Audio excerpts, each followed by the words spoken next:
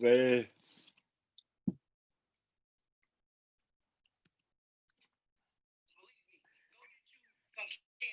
Go get you a can of beans. Go get you a pack of cookies, okay? We all deserve some milk and cookies.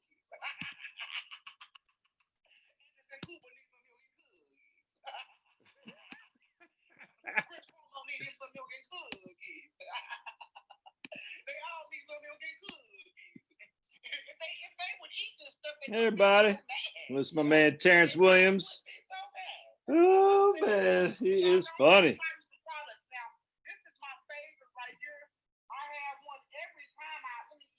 Terrence is talking about CNN meltdown on about Trump with Goya, and Terrence Williams said, "Go get yourself some Goya cookies." Oh man, if you're not following Terrence Williams, you're missing out. That dude is funny. Terrence K. Williams on YouTube. I think he's big on Facebook as well. My wife follows him on Facebook. I don't do Facebook, and I'll never do Twitter. So I am watching Terrence Williams on YouTube on my phone. Woo, he's funny. Oh man, what's going on? What is happening out there? Just got done eating some freaking awesome steaks, some veggies from the garden. Warner Robbins, right on, man. And what else we had? Some white rice filled with butter, some fantastic steaks. I cooked perfectly on my 10-year-old grill. And Carrie in Alabama, I think. And what else we had? We had steaks. Some salad, some veggies that we put on the grill. Oh man. Then I had some low carb brownies flooded with some buy one, get one Edie's vanilla ice cream with some Hershey's syrup on top of that.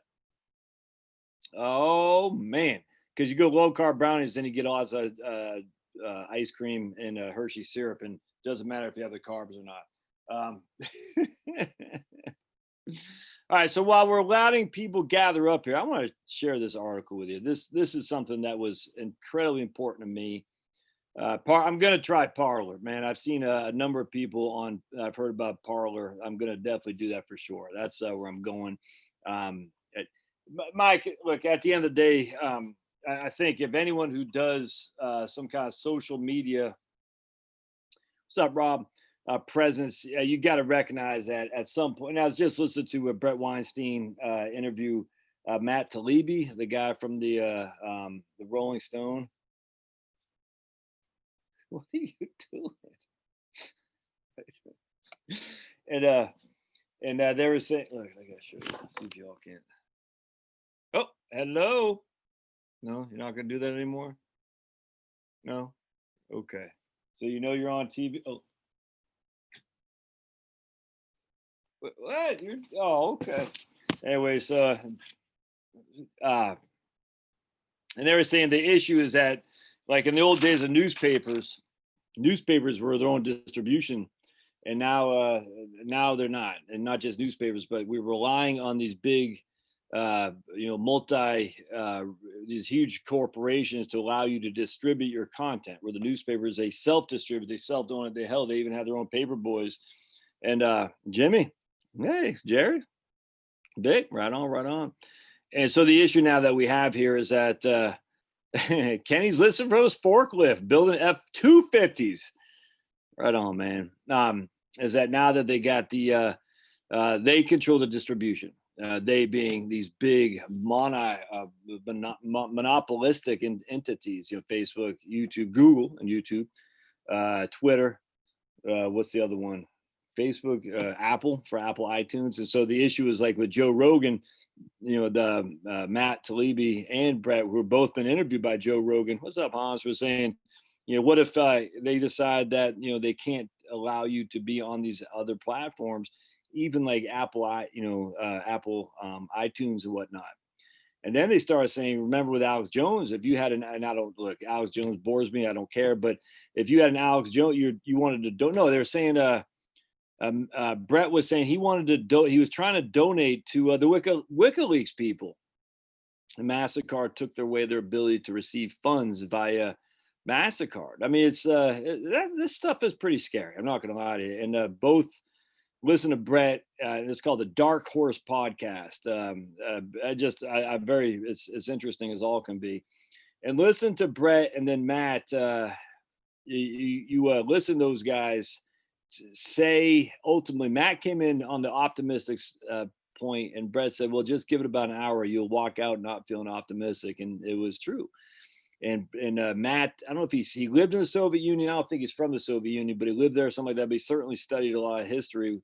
And as I say too, as the issue that comes with it, if you look at the Bolsheviks, they were a small part of the anti-establishment, essentially. You know, the czar. You know, so you had the socialists, you had the Reds, you had the Bolsheviks, you had there's another group out there. I'm drawing a blank.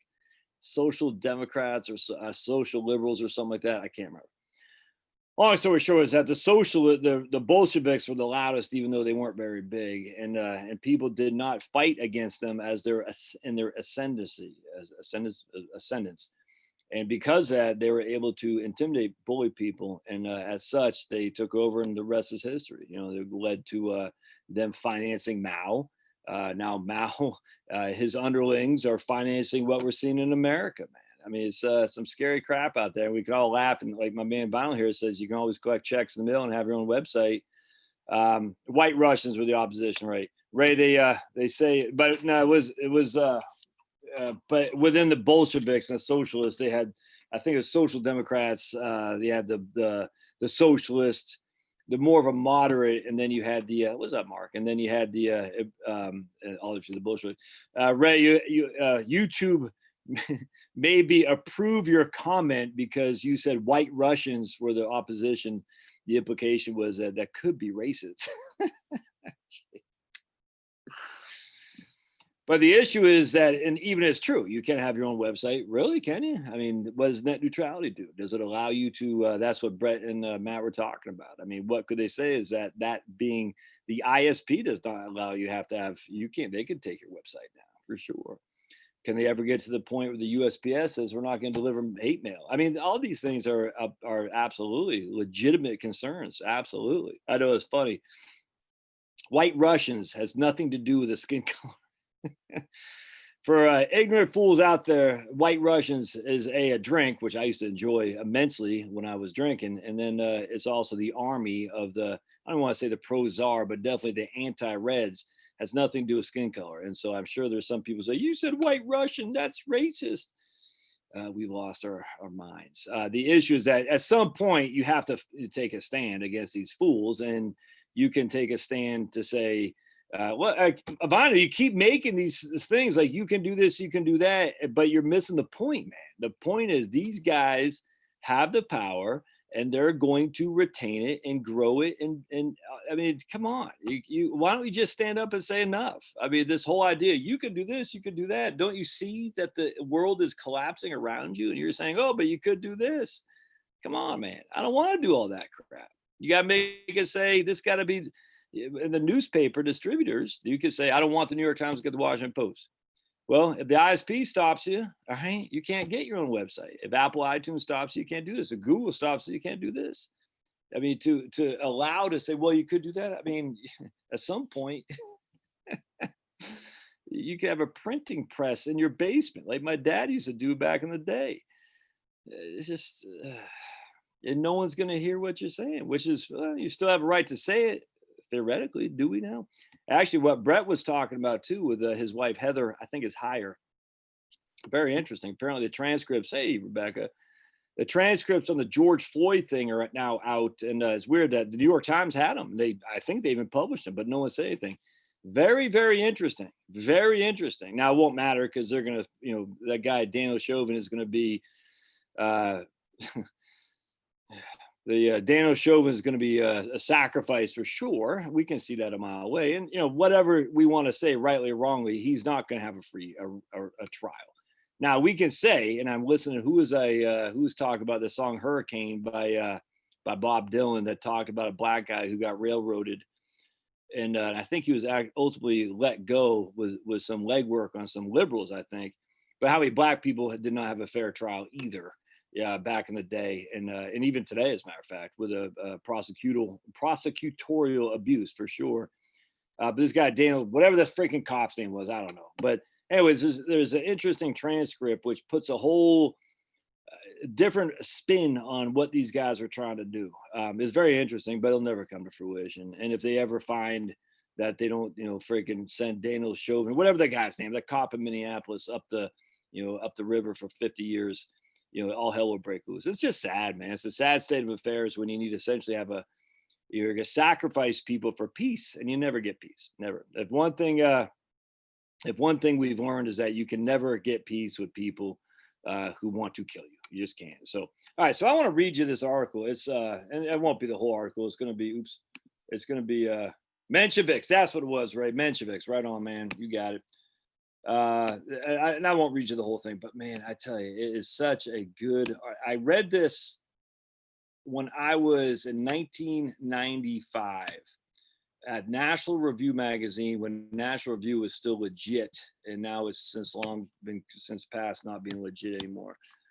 Is how Jackie Robinson desegregated America. And this goes back when I was reading an article the other day too about that stupid Robin DiAngelo fool who's a racist, who literally is racist. I don't know why any black people are throwing in this lady. She does not like your kind, is all there is to it. I mean, she obviously is she doesn't like my kind either, but she doesn't like black people, and it's sad.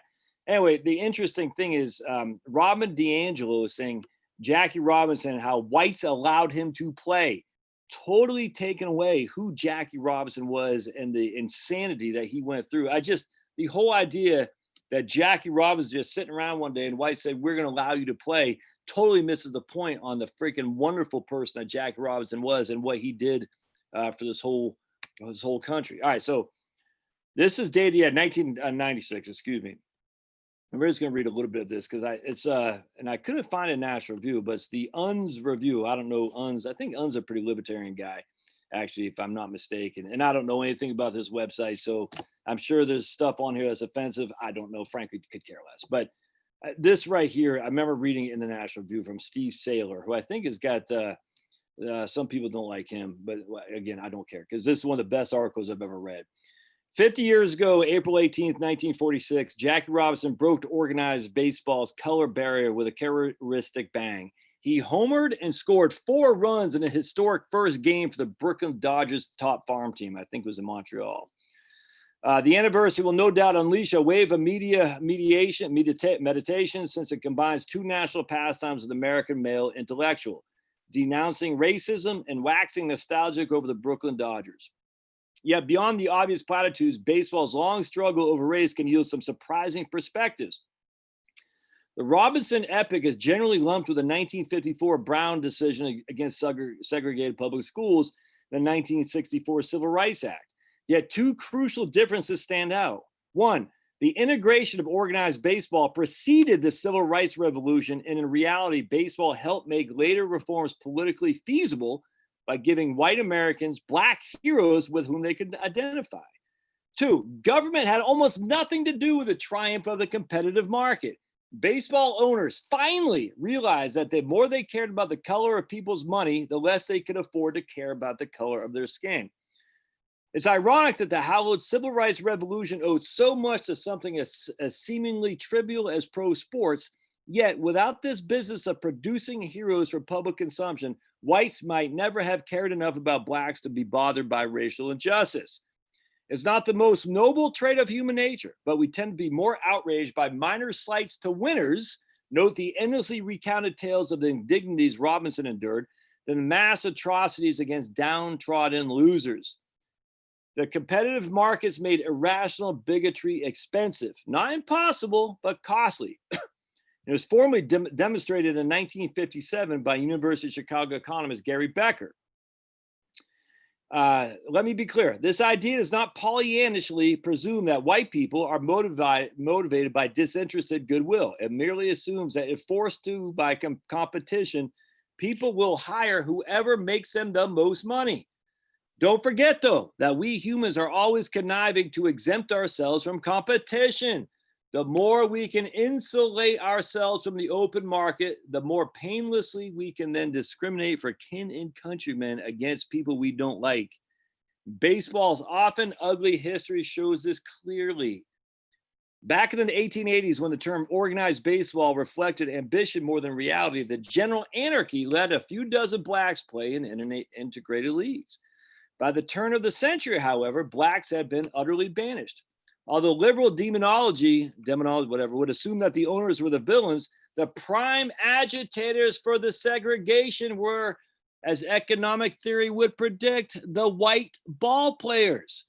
Cap Anson was the best known of many white athletes who threatened strikes or violence against black rivals. The banning of blacks came up only for vote once in 1887 in the International League.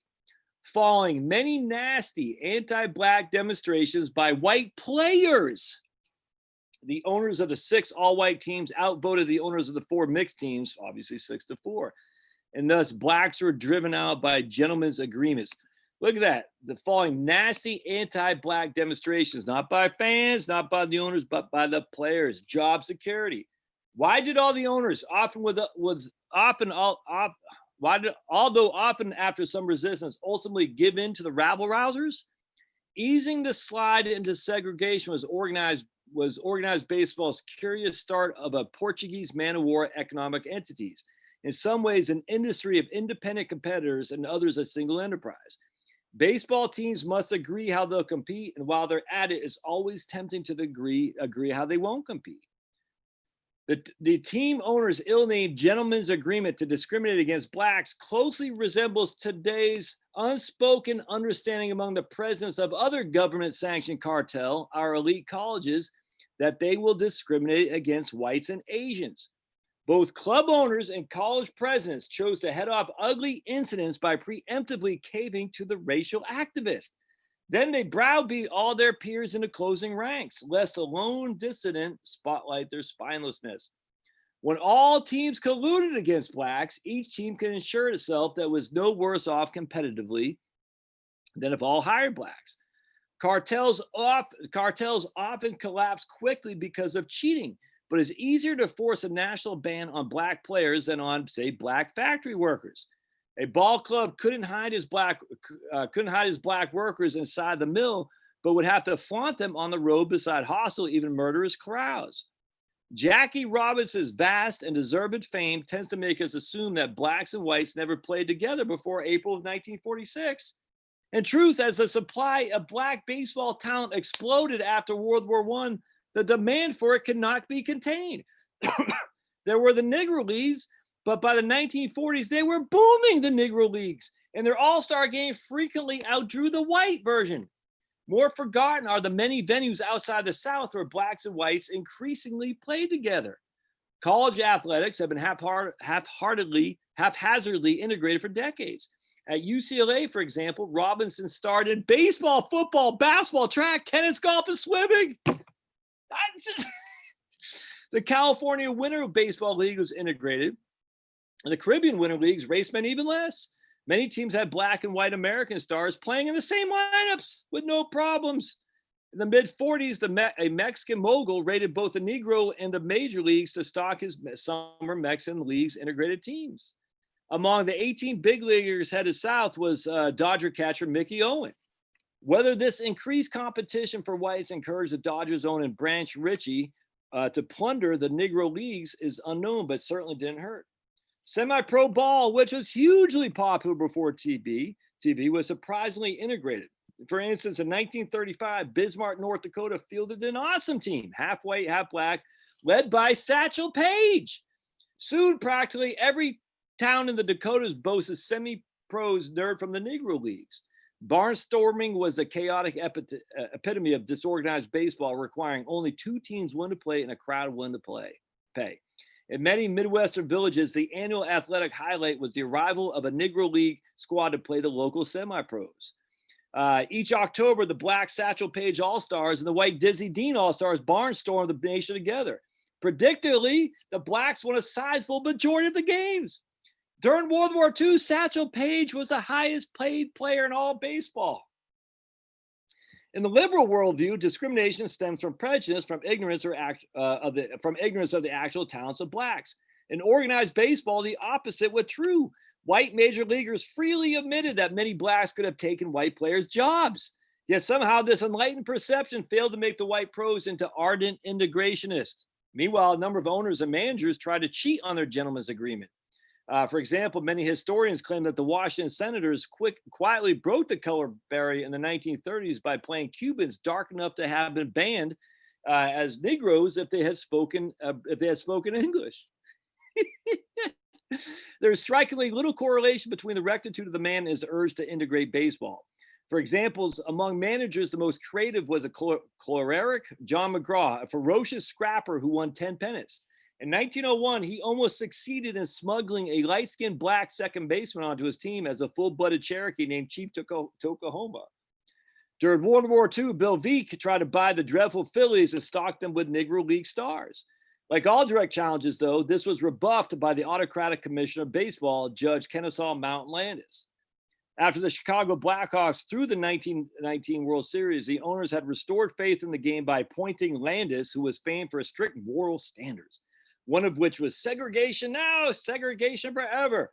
After the good judge went to his reward in 1944, the owners, hoping to lighten up, picked as commissioner the Southern politician Happy Chandler. And what happened surprisingly indicated he would not veto black players. Branch Rickey set his plans into motion. He was renowned as Landis for his righteousness, as Rickey tirelessly reminded his players while chiseling down their salaries. No one should look down upon Rickey, however. Pursue his self-interest, he certainly did, but with an infinitely more intelligent and courage than his rival owners. Today's elite colleges have yet to produce their own Branch Rickey. This is 25 years ago, by the way. A school president brave enough to dump affirmative action. Rickey chose Robinson because they had so much in common. They were both Methodists who didn't smoke, drink, or chase women, and both were smart enough to know the historic importance of their undertaking. Most importantly, both were too competitive to back down. So the idea of Robin DeAngelo, they just picked freaking Jackie Robinson. That's so demeaning. It's so demeaning.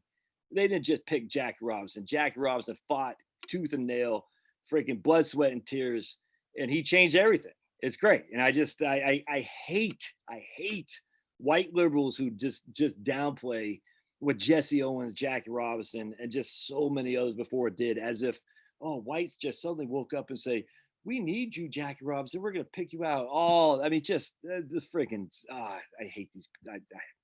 I thoroughly despise these people because it's just so freaking demeaning and racist. It just read her stupid. I'm not going to read a book. It's just, I heard enough quotes from the book. I'm sitting there thinking, if someone said that just in Main Street, if I just said that, what she was saying about black people being president of my university, I would be banned from whatever the things they are. And yeah, somehow she gets away with it and freaking milking everybody for millions and millions of dollars. It's nuts. Further undermining the naive presumption that breaking the color line was an act of progressive piety was a key role played by Branch Rickey's favorite manager, Leo Durocher. Bonding the Mahatma, Branch Rickey, and Leo the Lip was a shared passion for victory and money.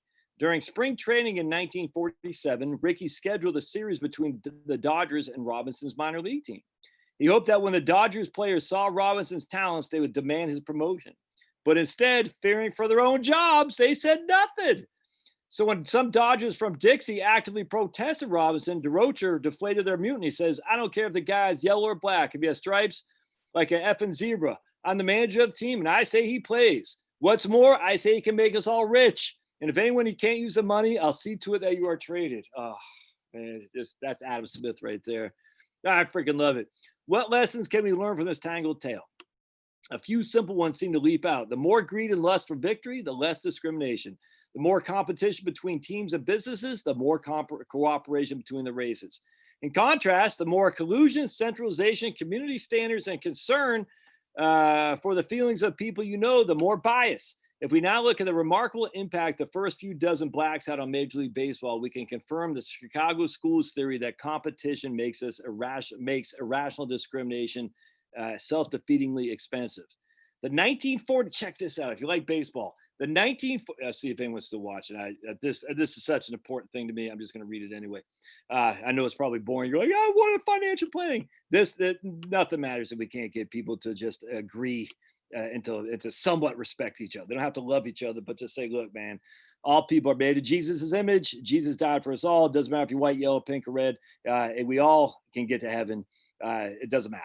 And everything else is secondary to that, without question. And so be hate and be angry because of race it's inherently anti-Christian and inherently stupid. Don't do that. The 1946 World Series as looked as if it would be the only first of many between the Red Sox and the Cardinals. Ted Williams, the greatest hitter since Babe Ruth, the 1946 Red Sox had won an exceptional 104 games, losing only 50.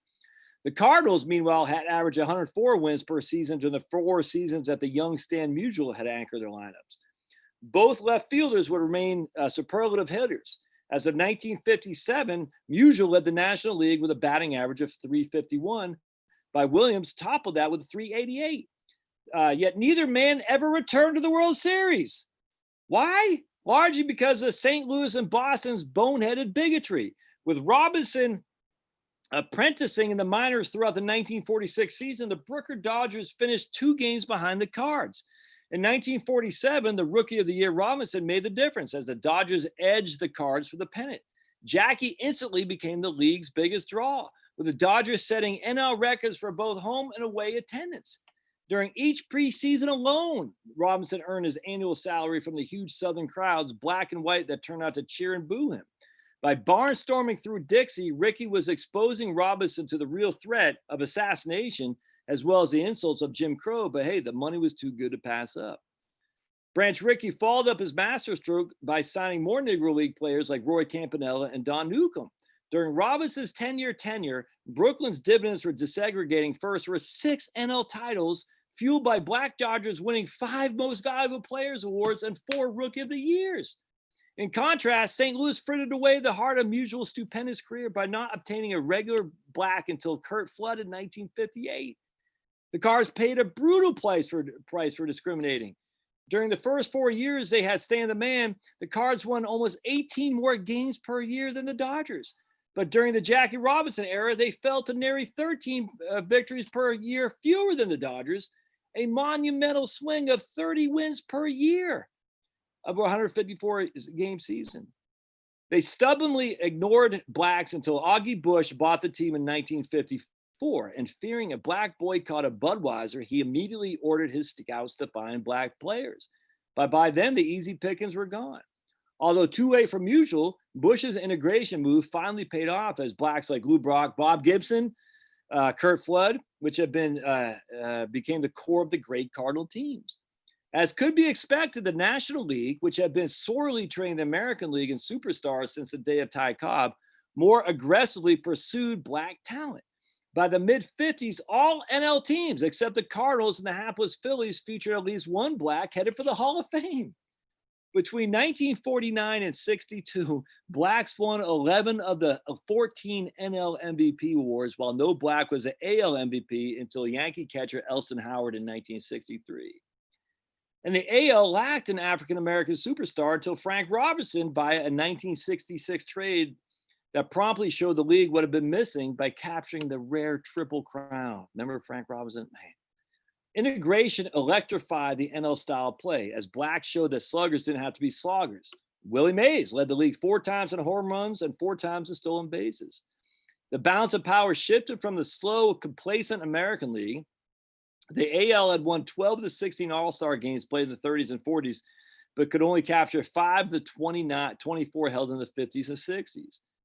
Where competition is not particularly intense, however, discrimination can linger. In the AL, the Yankees ruled, winning 29 of 44 pennants from 1921 to 1964. Not surprisingly, the Yankees saw little need to rush into integrating, especially after they signed Mickey Mantle, a white man, even faster and stronger than the NL's black stars. With most of the American League not expecting to dethrone the Yankees, most other AL teams also lagged at integrating. The main exception was the Indians. Under master promoter Bill Veeck, the tribe suddenly overtook the Red Sox as the Yankees' chief challenger. The Indians edged out the Red Sox for the pennant that year by a single game, a difference more than accounted for by their two blacks, Larry Doby and a 42 rookie named Satchel Paige. How does that, man, just, oh. As the AL's most integrated team from 48 to 56, the Tribe would average 94 wins, peaking with 111 in 1954, the best anywhere since 1906.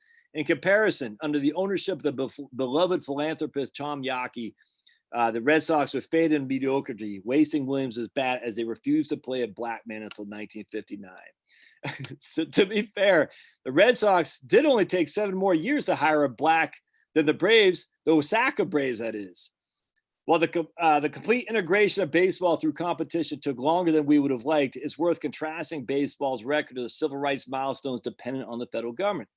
For example, the vaunted 1954 Brown decision remained mostly a symbol until the Nixon administration began broadly enforcing it. Likewise, although the decline in job discrimination in the South in the 60s is often attributed to the Civil Rights Act, little of the now vast array of bureaucratic and legal machinery for enforcing that law existed before the end of that decade. Far more beneficial during the 60s than the pestering private companies was federal intervention, freeing up the Southern economy by cracking down on state-authorized discrimination, whether imposed by legislatures or by mobs, winked at by local authorities. It's exactly what we're hearing today, except the exact other way. It's crazy. These gains be permanent under the most wholly successful civil rights law, the 1965 Voting Rights Act. By finally establishing a competitive market for political power, this law rapidly made hate-mongering unprofitable. Today, conservatives tend to lionize the 1964 Civil Rights Act for embodying color blindness and denouncing quotas while supporting anti-discrimination laws. However, the right shows a surprising faith in the ability of the government, bureaucrats, and judges to decide case by case which private hiring decisions were tainted by bias. In reality, close study of possible instances of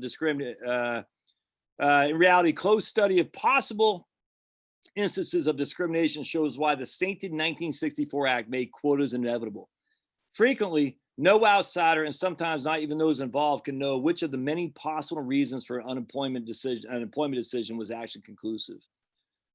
For example, the Yankees first employed black minor leaguers in 1949, but didn't promote any to the major leagues until 55. Was this long delay caused by discrimination? If you assume that any team in the early 50s didn't have a few blacks that must have been discriminating, it appears obvious that the Yankees were guilty. But if you reject this kind of statistical or quota-based reasoning, how do you find the smoking gun? Did the Yankees trade away their top prospect, the black Puerto Rican Vic Power, for his uppityness? When a Southern waitress once told him, "I'm sorry, but we don't serve Negroes here," he replied, "That's okay, I don't eat them." Vic Power. An uppity Southern waitress said, "I'm sorry, we don't serve Negroes here." And he said, "That's okay, I don't eat them." Oh, man. Or they sincere in claiming they lost faith in its potential, or both.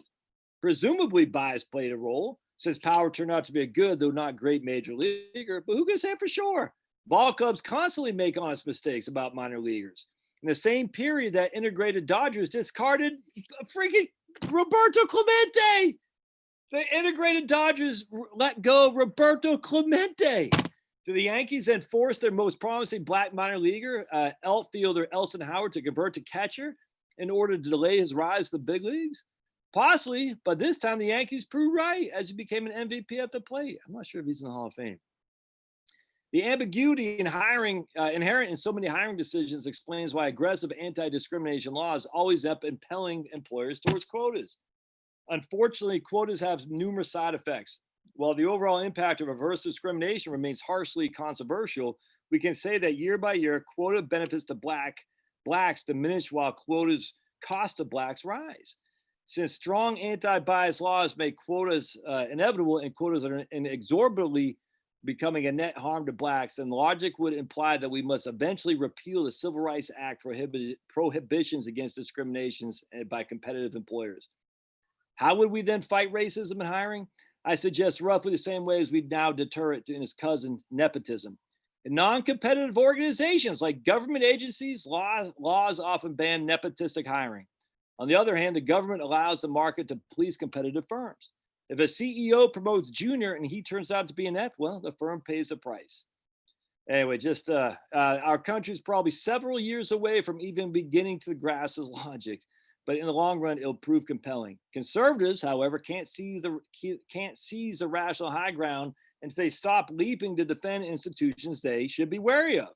Unions, regulated monopolies, and government agencies against the threat of racial quotas. True, competition does restrain irrational discrimination, but where discrimination or competition is lacking, such as in government monopolies like police and fire departments or in labor unions, which exist to negate competition, then quotas can be sometimes necessary to put a price on discrimination. Man, it's such a freaking, ah, that is one of the best. That is probably one of my favorite articles of all time. Of all time. That Steve Saylor and and what he's saying is, look, if you're not going to allow for private markets, yep, Yaki was the biggest racist owner ever. Yep. If you're not going to allow for private markets, then you're going to have to offer quotas. And this is where I say conservatives need to stop this. We need what they say about colleges. We need a diversity of opinion. No, you need to start demanding quotas there too. This is, if I may, this is my thing on the freaking wealth tax and on the reparations thing. I cannot believe how many normally right thinkers don't get this. It isn't necessarily because we want, I think there's some legitimacy to the argument, frankly. I'm not going to lie to that. But it's not that you as working white guy have to pay for it. Is that you want to turn the advocates of this crap who have the freaking mic and are using it to kill our society and our love that we have for each other as Americans with their insanity, the George Soroses of the world, the Bill and Melinda Gates stuff. You've got to turn the howitzers on them. I don't understand why people don't get this. Inherently, they say, I work my tail off. I shouldn't have to pay reparations. I'm not saying that. I'm saying making the people pay who are the biggest advocates for this stuff, which are the Bill and Melinda Gates people, the Ford Foundation, and hell, the university endowments, for heaven's sake. Force quotas down their throats. Play fire for fire. I don't get why conservatives, we fight with both hands tied behind our back. It's crazy. We're sitting there saying, well, we just want a fair treatment. No, you're not getting fair treatments, man. Just look at Brett Weinstein. Just listen to Matt Taibbi. I'm telling you, you're not getting fair. They don't want you to be part of the equation. They don't want you to exist. Demand quotas. You say, if you don't start hiring some Republicans, we're gonna keep funding from you. If you don't start paying for reparations, we're gonna tax you to death. I don't know what it is, but come on, make these people squirm. That's how all of a sudden you start recognizing that these guys are paper tigers. It's just like the Bolsheviks, man. They were on the run. I can't remember what it was in Moscow. Somehow they were able to consolidate power in Moscow and maybe it was St. Petersburg. I can't remember. It's just something I just remember. They were on the run. They were on the outside looking in. I think the socialists, not the Mensheviks, I think the socialists had taken over. This is after the fall of the Tsar, and they didn't have any. Then I think Lenin might have arrived from Paris. I can't remember what it was. But at the end of the day, there was essentially anarchy, and they gave the mic to the loudest, the most brutal group of people, and that turned out to be the Bolsheviks. And here we are today. you gotta play ball because the country's at stake. And if you sit there and say, "Oh, I just want to get along," they don't want to get along. All right. By Goya, just to prove a point. Right on, Brute. I could not agree more. And Scrotus, yes, and Kurt Flood also allowed to get rid of the to allow for people not to be slaves, essentially to the owners. 100%. Kurt Flood was two. I didn't until I read this article. I forgot that Kurt Flood was 2 for 2. Integrated the St. Louis Cardinals and allowed for his labor not to be slave, because literally a slave to, I mean, he could quit on like a real live slave, but essentially if he wanted to do what his calling was to be a professional baseball player, he could not negotiate his contract. It was nuts. And so free agency was because of Kurt Flood. Today, all professional sports are full-blown cartel. This is another thing too that drives me crazy. This is another thing, man. They're cartels and they have the back of the federal government. We allow them to be cartels where we pump them with money from the taxpayer through the stadiums and all this and non-compete stuff. I don't understand. I just don't get this. I don't understand why it's more, I don't know, I literally don't see how the ineptitude of the Republican Party can be so just freaking stupid. It is the weirdest thing to me. I was reading my book, John Waters, and what he was saying, this is about Ireland, but it made me think about the same exact thing here in the U.S. He was saying basically, these people have sold their soul for comfortable life. Essentially, he was talking about the media, and he says basically you have people in the media who beforehand were kind of even keel, open to both sides of the debate, really want a free press. But then they basically were said, we'll make you comfortable. And the politicians excuse me, that we'll make you comfortable if you just go along with us. And basically the biggest donors, the people who happen to have the biggest microphones, were able to buy the politicians. They look, you follow us, we'll make life easier for you, and we'll also make you very financially rewarded as well. And I think like back to Paul Ryan, I think back to Trent Lotz of the world, the exact same thing. It's like, look, don't give us a hard time. We'll make it financially rewarding for you, and we will keep you out of the ire of the insanity that we have. And the more Trent Lotz, the more Paul Ryans, and the plethora of these guys, the Joe Scarboroughs of the world, the more the freaking, what's that guy, John Kasich, the more these guys are just capitulate, the more fierce the other side becomes, and it's just the harder it is to stand up. And I just the Nikki Haley's of the world, she's gonna do the same thing. It's just a sickening, because I'm sitting there thinking, man. And then what John Waters talked about, he goes, look, they made a deal with the devil. They said, I'll sacrifice the country essentially for an easy life. And it's easy for them, but not for the rest of us. All right, so Menshevik, right on.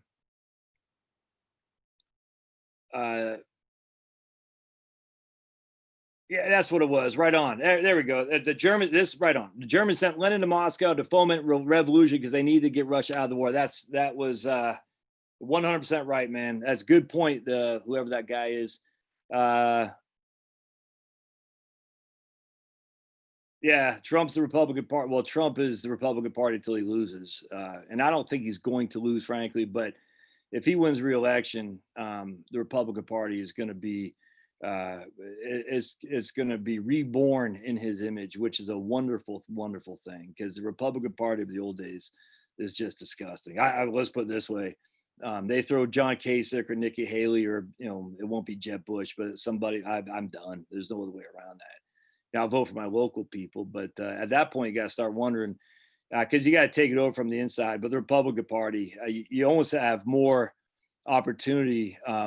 So what I would say, if I was black, you have more, you'll get more credibility in the Republican Party than any white guy, because the Republican Party is desperate for black. So if you're a politician and you're black and you want to make headway, you just join the Republican Party. They'll freaking roll out the red carpet. It will come the same for whites in the Democratic Party too. Trust me on that. White men in particular. There's going to come, especially if Trump wins re-election, there's going to come a point where they're going to recognize they really antagonize white men. It won't be good for them, because you can't have a party that excludes people. You just can't.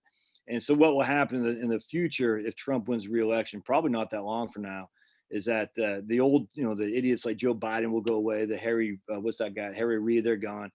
Robert Burr's gone. All these guys, Chuck Schumer, he's soon to be gone. I mean, all these guys will be gone, replaced by non-white men, and there'll be a dearth of white men, as there is a dearth of blacks in the Republican Party. And because of that, if you're a white guy, you could probably make some headway, because the Republicans will know, or the Democrats will know, they need some white guys to represent, and you can probably go in there and freaking bust some heads by saying, this is what I see in terms of be pro Second Amendment, some other stuff that would that no one would pay attention to if you ran on the Republican side. I could easily see that for sure. It'd be interesting to follow. So anyway, a lot of people say, why do you get involved in politics? Well, because I love politics, sports, politics, and financial stuff. It's my three passions, and gardening. I love obviously my kids and Jesus, but I love politics, I love sports, and I don't follow sports much, but I love the history of sports. I just think it's so it's incredible and interesting, and there's nothing to talk about in sports anymore, obviously. But I love sports, I love politics, always have. I was grown by a very political, actively political family from the far left, for sure, and I enjoy it. I don't say I enjoy it, but it's part of my soul. And so on top of that, politics affects everything. And one of my pet peeves has always been like, I don't pay attention to politics. it pays attention to you. You might not pay attention. It pays attention to you. And I just look at Social Security taxation. Yeah, you don't have to pay attention to tax rates. You don't have to. It will get its own, regardless of your ignorance or not. That's just a fact. And one of the things I do incorporate politics is simply because I think there's this incessant fear that's out there when it comes to all kinds of different things. And financial planning is my career for sure, but it all flows through a political lens without question. We're scared about financial planning. We're going to run out of money. The 4% rule, blah, blah, blah. Social care is going bankrupt, blah, blah, blah.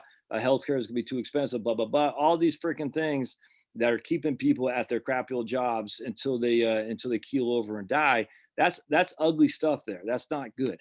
And we don't want that to happen. And so we got to incorporate some political stuff, some economic stuff, some financial planning stuff with a little bit of sports humor. And I think it makes for, I think it can help people to see the bigger picture more than just, more than just a fire movement, for instance. If you just look at the fire movement, I think it's so focused on politics. And I don't pay, not politics, but just the simplicity of a 4%. I don't pay any attention to it. But it can't just be a sole focus on financial planning, in my opinion, without the big picture, which the big picture is we're all exactly right. Economics and politics are inextricably linked for sure. All right. So Yo Pappy says he just supported Lacey Johnson tonight. Got to get the Omar out of Congress. I'll tell you, the funniest thing I think I've ever heard, my man, I think his name's Ray from Barricade Garage. He says, he was doing a skit. Oh my goodness. I forgot he was talking. I forgot how it was because, man, that's the most anti-Semitic thing I've heard all day. And I just got off the phone with Ilhan Omar. I mean, to show you how anti-Semitic that was, I just got off the phone with Ilhan Omar. I mean, it's a skit. It's so funny. Oh, that guy is funny. All right. All right, so here's my man, Invest and Grow. He'd been listening to I've been listening to news media tell me since I started investing, I'll never make money in the market. Oh wait, NASDAQ and S&P are up 200% from those levels.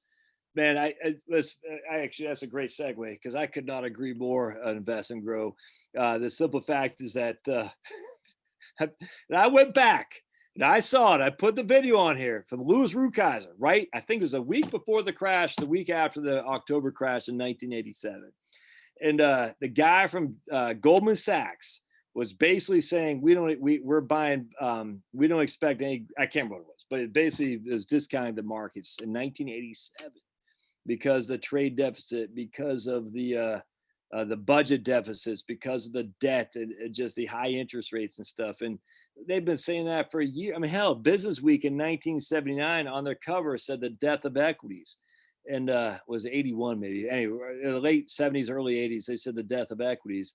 In 1982 to 1999, you'd have averaged 17.5% just in a good old-fashioned S&P 500, man. Yeah, that's interesting. Deborah, good question. So Deborah said, what's the best reverse mortgage company? I can't say the best, but Deborah, where is the company that, hold on just a second. Hold on, I'm going to tell you because I was just in a CE continuing education course, Fairway or Fairview. Hold on a sec. Let's see. I think it's Fairway mortgage, reverse mortgage. Hold on a sec. Fairway reverse.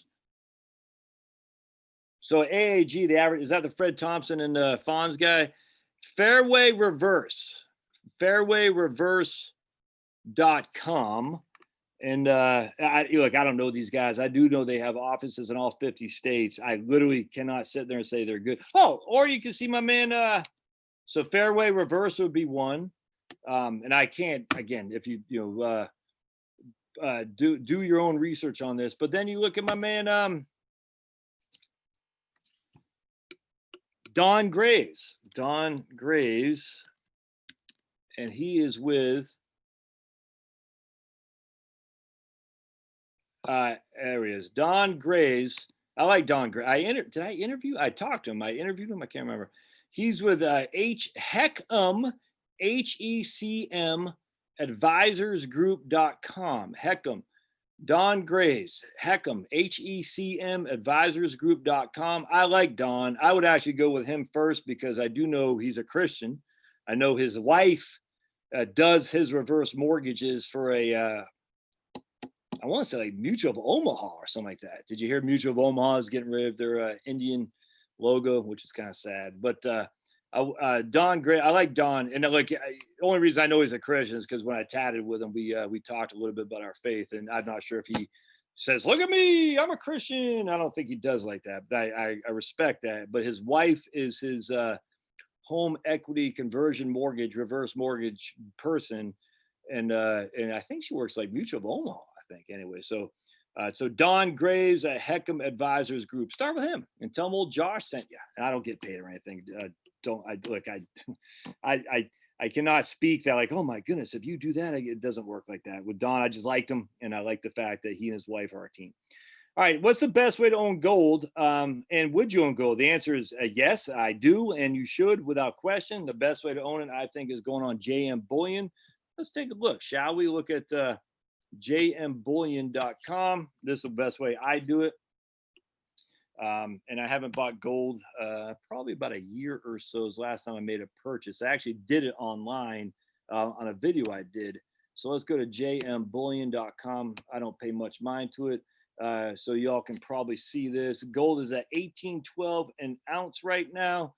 Someone was saying, I can't remember. Someone had made a great observation on I did a video not too long ago about why you should own gold, and someone made I can't remember what he said. It was a great observation though, about gold and buying it and how to, I forgot, but look at the comments. If you see the videos, how you should, it said, yes, you should own gold. That's the name of the video. And there's some good comments in there.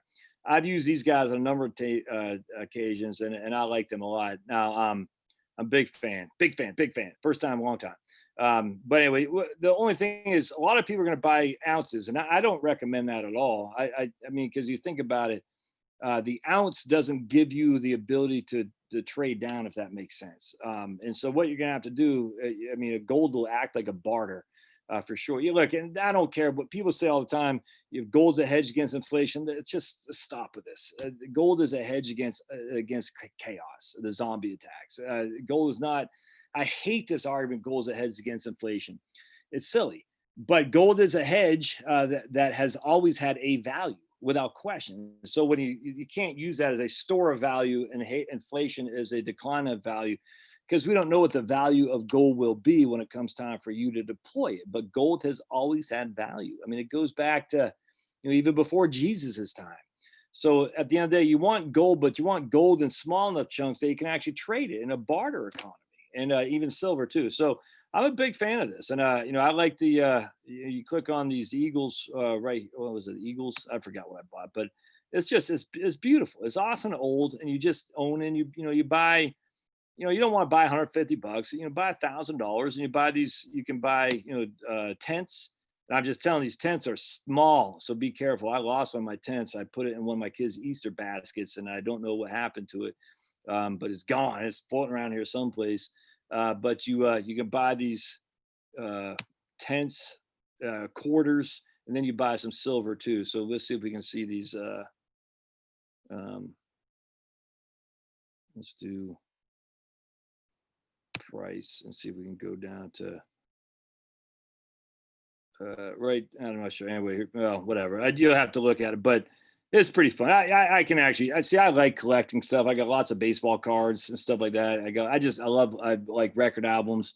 I got tons of 7 inches over there, what the old folks call 45s, of bands that have become prominent, like Dropkick Murphys, Clutch, some other bands. I got back there, the first runs on a green vinyl and stuff like that. I've always liked collecting stuff. But anyway, so it's fun to look through this because you can just get, just some of this stuff is just fascinating. So anyway, you definitely want to own gold, and you definitely want to own it not in an ETF. That's not owning gold. That's owning a stock, and that's not what we're trying to accomplish. And I just like JM Bullion. I get no money off these guys. It's just what I use, and I've been satisfied with them for sure. All right. Damn Surfer says he'd rather have ammo over gold and zombie attacks. Right on. My man Jeff up in North Carolina, though, was saying that he can't. I posted a link today talking about pressure treated wood out there, lumber, and it's hard to come by. And my man Jeff had pointed out that ammo is hard to come by, and as well. And I said, that's not. And he's in North Carolina, so we're having a run on wood and a run on. Yeah. So this, I don't know if y'all can see this. That is what I posted right there. That's a 4x4x6 at 1037. That's not even a 4x4x8. That's a 4x4x6, which is a pretty small cut. And that, cost 1057. And I talked to dudes at Lowe's, and they're saying they only have like 65 4x4x6s in stock, and they can't get any because the chemical company that's what my man uneducated economist Simon from the Uneducated Economist is saying that the treatment plant is having a hard time getting the chemicals in which to treat the lumber, and so there's this huge bottleneck for the treatment, and that's not good. But anyway, so Jeff said about ammo. He said there's no ammunition in my neck of the woods. Had to order some from a company in Columbia, Missouri. And then CB said not allowed in California. Can't order in California. Lucky Gunner. Oh boy, my man.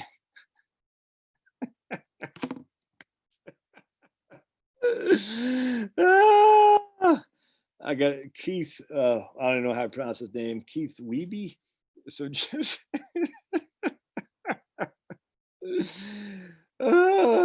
My man Al says same here. I found an outlet in South Carolina. They have it all in great prices. Yeah, they've there's a company out of South Carolina. I'm drawing the name of the blank. Ammo never expire until the bullet becomes a projectile. And then Keith says, why do you need ammo? Well, Keith doesn't. Oh man, remember when Ted Kennedy was trying to pass? He knew he could have banned guns outright, so he's trying to ban the ammo itself. They try to actually put a price increase on lead. It's nuts.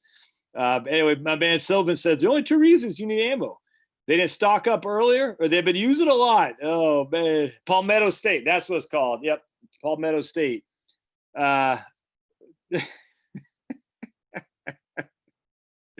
That's the thing. Lucky Gunner, I have them on my my phone here as one of my. Let's see, Lucky Gunner right there, and you can see I got Lucky Gunner as one of my favorites right there. Cheap ammo, and the guy there it is, Lucky Gunner, luckygunner.com. Anyway, the guy who, or the folks, I guess the guy who founded this was a law student of Glenn Reynolds over at instapundit.com. And so that's how I came across Lucky Gunner, is that the guy who founded it was, I guess, took classes from Glenn Reynolds at instapundit.com, which is my go-to read every day, by the way. Let's see. Copper and lead is my favorite. 556-308, right on. Someone needed their boat worked on at the lake, and the marina owner told him good luck, he's out 6 weeks and can't get parts from overseas. Oosh. I need somewhere to park cash in my retirement accounts. What do you think of the short-term federal fund investor shares? Yeah, man, I got no qualm with that at all. I got no qualm, none whatsoever. Federal funds, it's probably not doing much. I still like the Ginnie Mae at Vanguard. It's my favorite place. I'm not telling you what to do. This is not advice. Do the exact opposite what I'm telling everybody. I do not want people to say that I'm giving you advice. I am not. Yes, buy the physical metal, says Stacker Dude. But anyway, the short-term Federal Reserve federal fund would probably work just fine. The reason I like Ginnie Mae is I bet it has a little bit of a higher yield. Let's see. Jeff says political stuff is very interesting. It is. It's addictive. I mean, no other way around that. It's like for gambling. I'm sure there's tons of gambling, YouTube channels. I don't gamble, but I get it. It's like because it changes every day, man. That's the thing with politics, is why sports is so addictive too. Because especially baseball. If you actually like, you ever did like a fantasy league in baseball, it's actually pretty exciting to do because every day there's something new happens because there's 162 games. I used to enjoy that immensely. All right, so let's.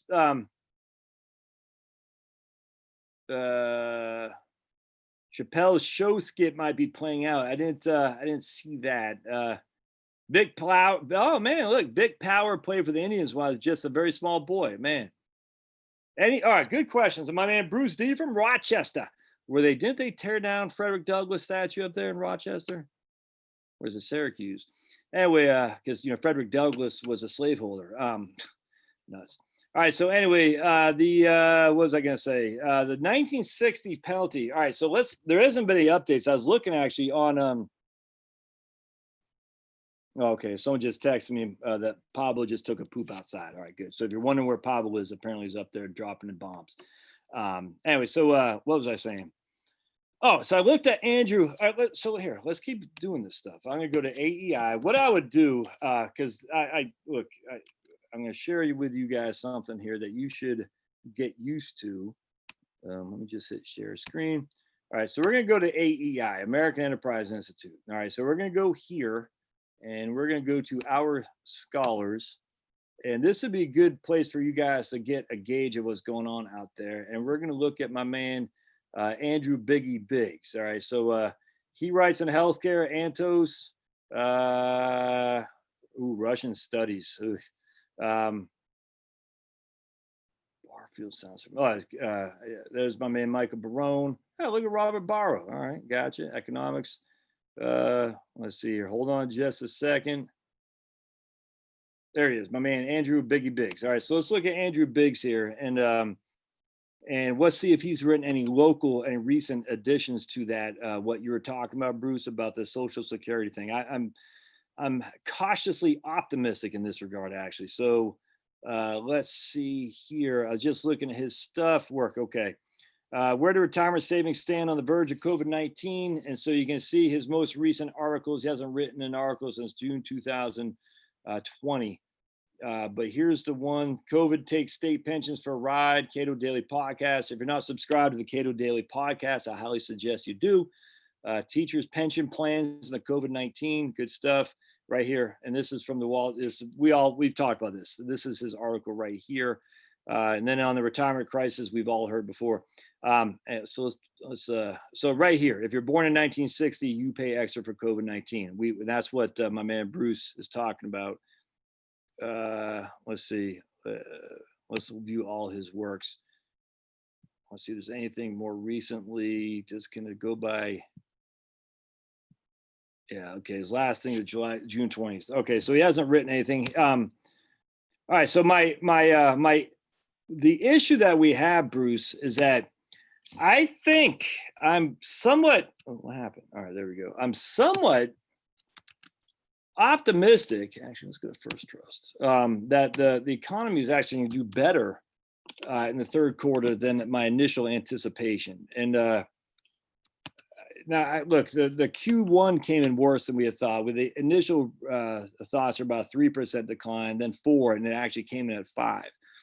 Q2 was initially 20%, and then JP Morgan, some others are saying 30, even 35%. And that's just going to be devastating for folks born in 1960 when it comes to Social Security.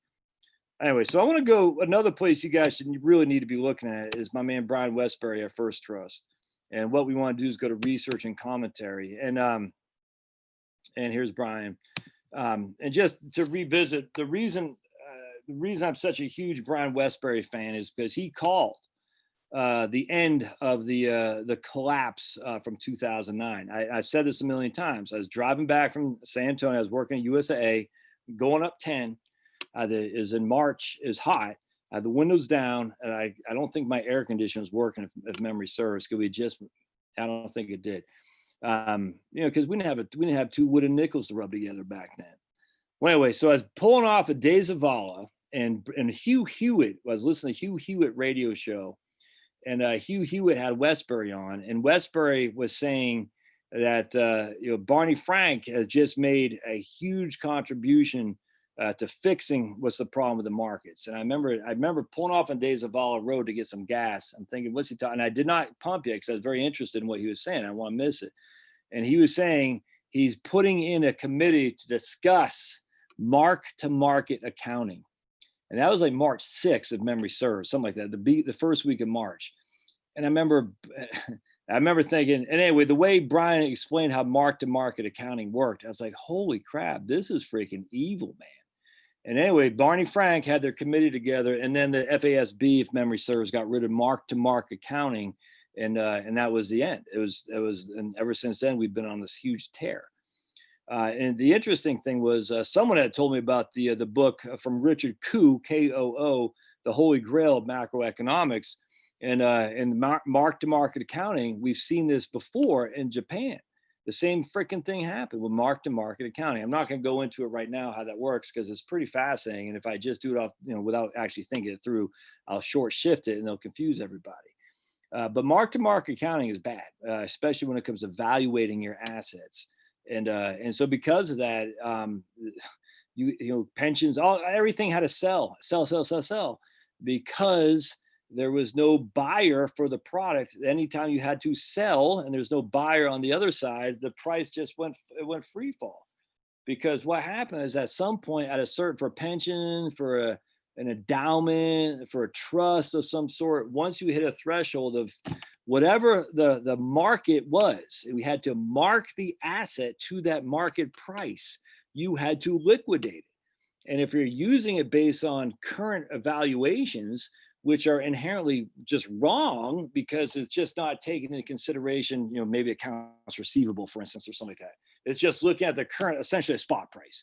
And you're saying this is valued at that because this is a spot price. You're like, yes, but maybe the spot price is wrong because of a trading error. I mean, whatever it could be.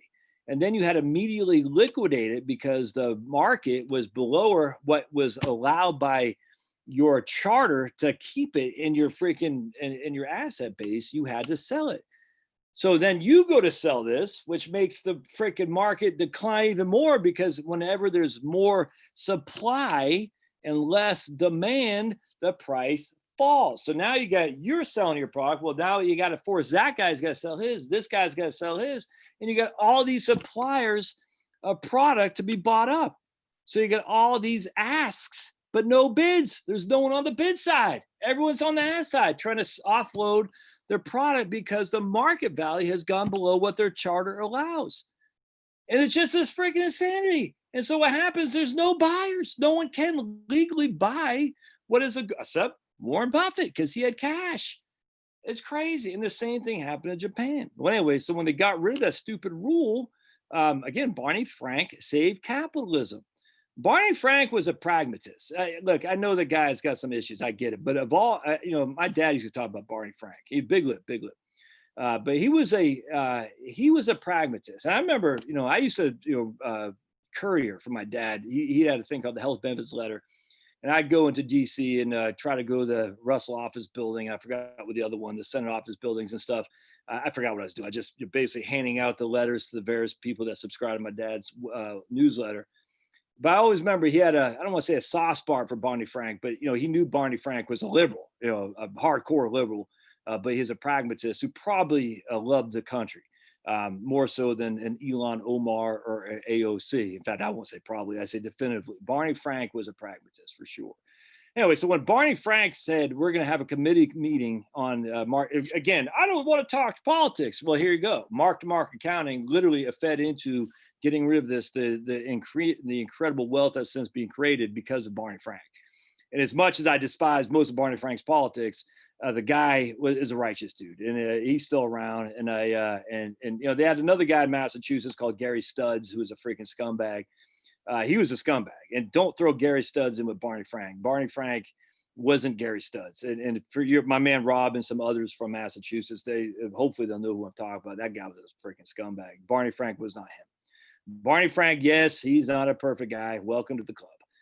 None of us are, but anyway, it's interesting because I always remember my dad had somewhat of a soft spot for Barney Frank to say, there's a guy who's bad in a pure liberal way, but he's a guy who want stuff to get done. And I just always respect him for that. But anyway, so if we go into First Trust, the portfolio, we're going to see stuff like this. Housing starts increased 17.3%.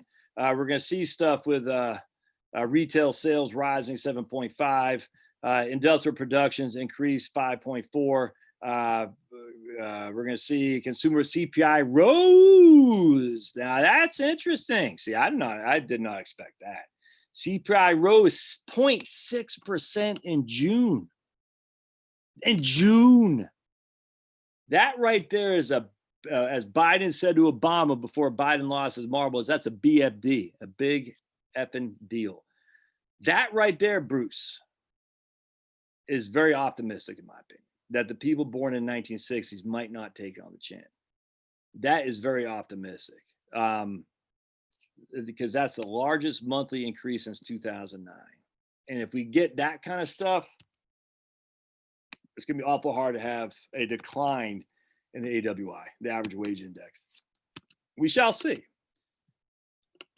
But it's going to be awful hard to have a decline in the average wage index if we have a CPI rising 0.6% in June. I mean, if you analyze, and you shouldn't, but if you were to annualize that 0.6% in June times 12, that's a 7.2% CPI, which annualized, which you should not do, but that just goes to show you that will affect the average wage index big time and make the people born in 1960 not pay the price. It remains to be seen, but I think that's good news. All right. But good question, my friend. My man R.D. Wayne, R. Dwayne Wood. Paul Howard is known for overcharging people. Ray Lewis was not guilty of murder, likely guilty of obstruction. Yeah, absolutely. Yeah. Was it Paul Howard who charged Ray Lewis of murder? Was it Paul Howard or was it I forgot, but man, that's crazy, man. So he went out to the full kit and caboodle. All right, so let's see what else we got. Hey, thanks, man. $2. I'll take that. You just bought me a cup of coffee. You sunk my battleship. WBLAX. Is that the Balance Index Fund? BLAX. Let's take a gander. VBLAX. Is that the Balance Index Fund for Vanguard? Long-term index. This is a tough one.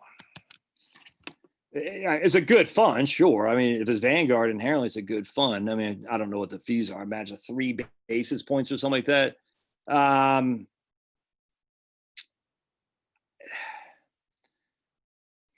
right, so let's talk about this. All right, so VBLAX is the long-term VBLAX. Yeah, VBLAX. All right, so that's the long-term bond fund from Vanguard. All right, let's look at this. Let's go to Market Watch. Let's just go to Vanguard. All right, I want to show you guys how you look at these funds and you analyze them for sure. So let's share my screen a lot today, which I enjoy actually. I like doing this. Actually, I enjoy this immensely. So much obliged for y'all being here. I like these. I don't think I'll do them every day, but I do like them. It's cathartic, man. It's cathartic for me. I was interviewed by Sarah Grillo, Grillo. I can't find Person Investors the other day, and she goes, "You do so much content." I said, "Sarah, it's lethargic, cathartic for me. It's a way for me to get off my chest what's on my mind, and people don't have to listen, but for me, it's a way to keep my sanity in an insane world. Let's put it that way, especially when I have little Pablo here. Pablo." All right, so here's long-term bond fund index. So who asked that question, by the way? Let's take a gander. That was Kevin. So Ray, Rob, I'll get your question here in just a second, brother man. All right, so we are going to look at the mutual funds. So the expense ratio is 7 basis points, 0.7. So that's a big fat nothing burger. Well, they charge you 50. What? What the hell? A purchase fee? I've never seen that. What is that about? Anyone knows? Vanguard charging a load? It says purchase fee, 50 basis points. The hell is that? I've never seen that. Is Vanguard charging? You all? Oops, let me see. We got any comments on that?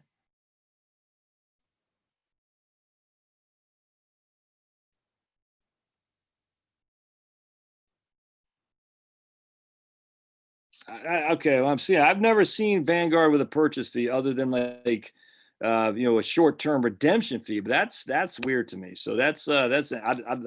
That's weird to me. Anyway, all right. So let's take a gander, shall we? We're going to look at. I don't care about any of that stuff. All this stuff is irrelevant. The performance is literally irrelevant. The only thing that matters is that what the current yield is. Literally, I'm just telling. I cannot stress this enough.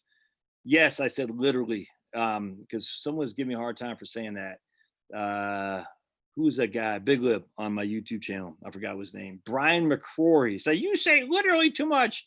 I literally say literally too much. But anyway, at the end of the day, so this does not matter, the performance. The reason why it doesn't matter because there's a 90 to 95% correlation for future returns and relative to current yield. You just can't get away from that. And I've done 8 million videos on how this works and why. I won't get into it here, but I don't care what the performance was in the past.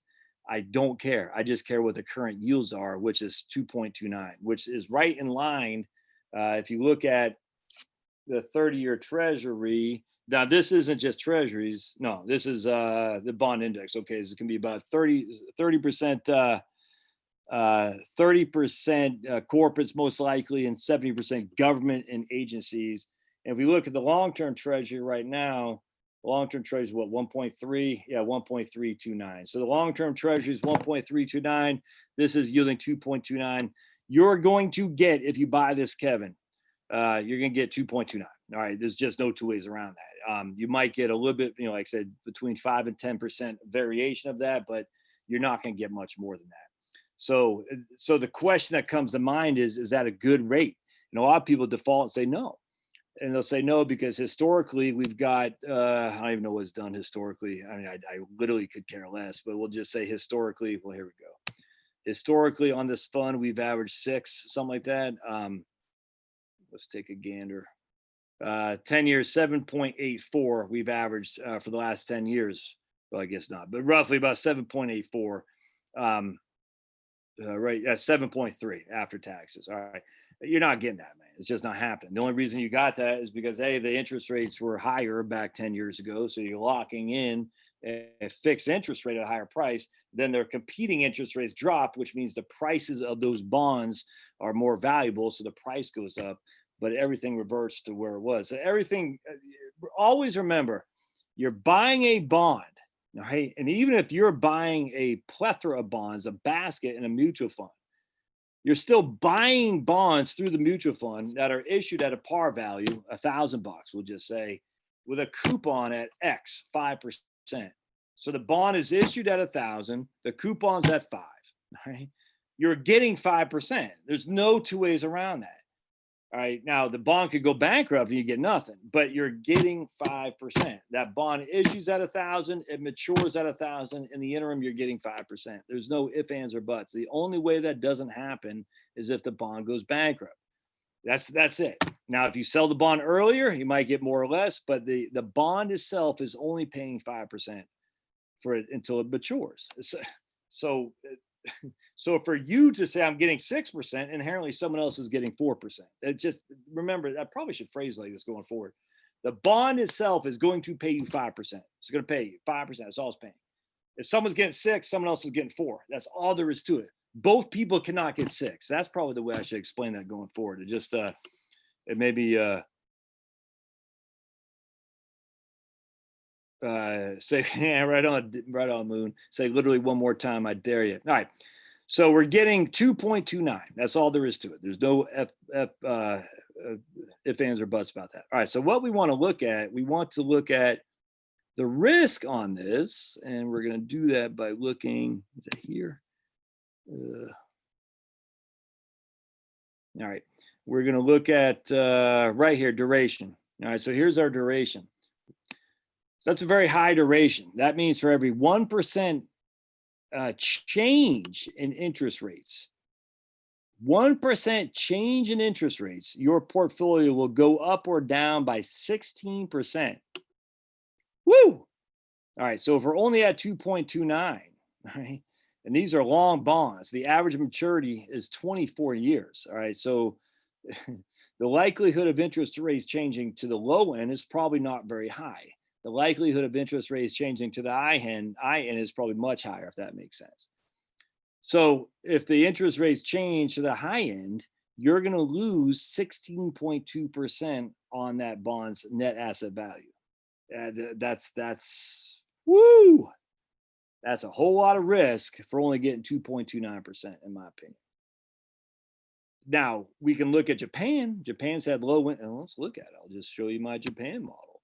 So if we go to Japan, we can say Japan, what's Japan's interest rate's been doing for the last 20 years.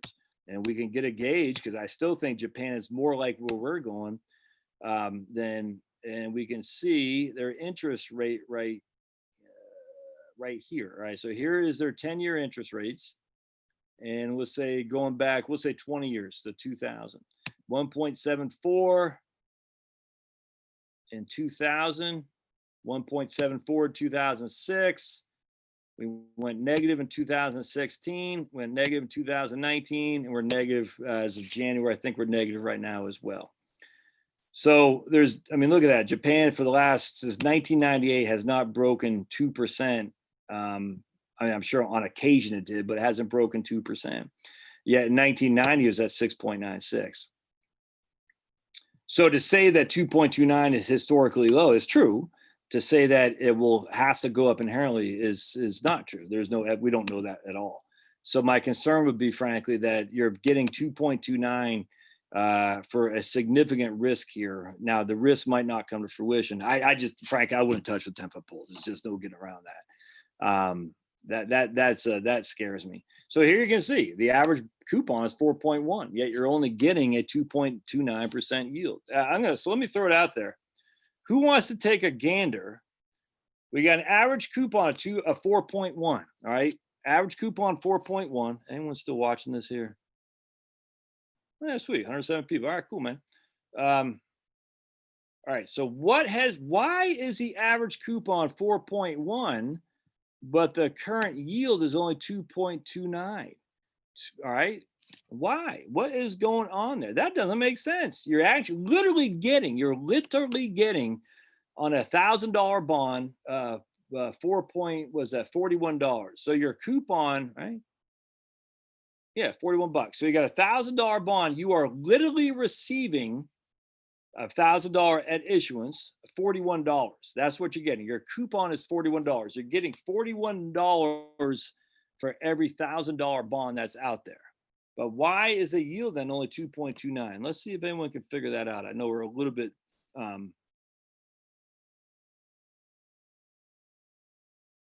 So let's see. I'm going to put it out there for you. So remember, we have a coupon of 4.1%, which means we are literally getting $41 for every $1,000 bond that we have, which would think would be a yield of 2.29, but the yield is not 2.29. A yield of 4.1, but the yield is not 4.1. The yield is 2.29. What's going on? What's that about? How can we have a yield that is different than the coupon? Who's got the? Let's see if anyone wants to answer that. So we'll pause for just a few seconds here. And while you're thinking that, let me look up the Ginnie Mae. Oops. Anybody?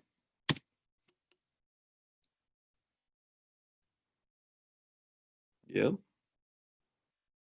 Well, they did not buy all the bonds at par, but there's more than that. The Vanguard did not buy all the bonds at par. Yeah, they are. Interest rates came down, but what does that mean exactly, Dave? That's right. Interest rates came down, but what does that mean?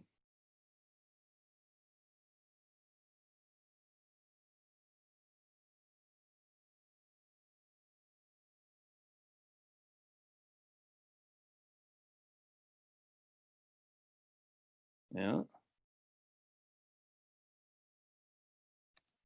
And we'll look at Ginnie Mae while waiting to see some answers here. And by the way, this is a pretty easy calculation. You can learn very quickly if you just take, I mean, actually, you can get on any website nowadays to calculate bonds. relative to current yields and coupons and par value. It's actually pretty interesting. Right. So that's the answer. So what happened is the reason we're getting 2.29%. In fact, you can even say it in some regard. You can say we got 4.1 minus 2.29, 1.8 divided by 4.1. So the bonds are trading at basically 44%. Not the bonds trading at the current yield is 44% less than the coupons. The value of the fund went up right on, Vic. So basically what happens is Vanguard, now you're buying bonds that are trading much higher than par. All right. So instead of paying $1,000 for that bond, I don't want to, it's not 44% higher, but basically you're getting 44% less yield, which I don't want you to think you're paying $14.40 for the bond. There's a mathematical way to look at this. But if you have $1,000 bond, a 4% coupon, it matures at 1,000 and your yield is 2.29, that means you're paying essentially the equivalent of 44% more on the price for the bond than what the coupon has, because the coupon is now 44% higher than the yield. And so because of that, you're paying premium bonds. That's what happens. The bonds are paying a premium. You have to buy the bonds for a higher price because the interest rates went down, just like Dave said. That's exactly right. And so, and what's happening, this is what's happening. So now we're seeing, do you really want to pay high prices for a yield that's only 2.29? Yes, you are getting $41 for every $1,000 bond, but you paid $1,500 for simplicity for that bond. Now you're thinking, well, that doesn't make sense. Well, it still might. I mean, if the interest rates stay low like they have in Japan, it still could be a good deal. But that's a risk. And then if the interest rates don't stay and you're 16% on the short end, if they go up by 1%, you didn't just lose your yield, you lost your yield times 8. You lost 8 times your yield because you're only getting 2 essentially. It could go up 16%. So I wouldn't touch that with 10-foot pole in my opinion.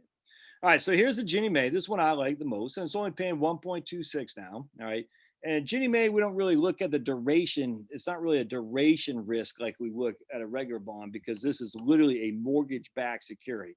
This Ginnie Mae guarantees Pentagon Federal Credit Union, this house right here. So I use my Veterans Administration loan to backstop that. Pentagon Federal was taking a risk on me, and they said, well, if old Josh becomes a loser and starts smoking stuff he shouldn't be smoking and snorting stuff he shouldn't be snorting, we know the Veterans Administration via the Government National Mortgage Association, the Ginnie Mae, will guarantee our debt.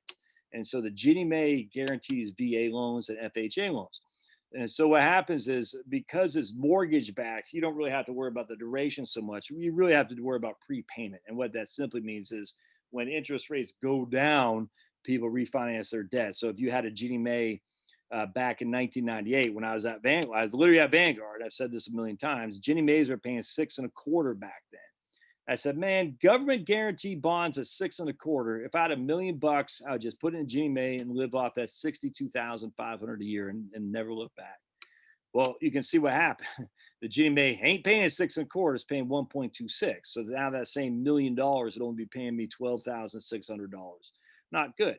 That's bad. But the prepayment risk was that people refinance those 6.25% mortgages to 4.25% to 2.25%, and that's the risk you have to worry about with Ginnie Mae's is prepayment. Well, you don't really have that now with low interest rates, but in theory you could.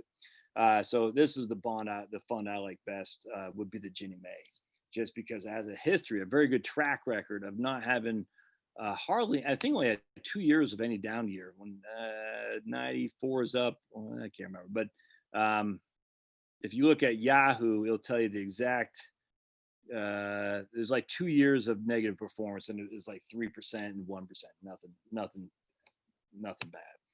All right, so let's go, my man. I saw somebody else. What do I think about equal weighted S&P funds?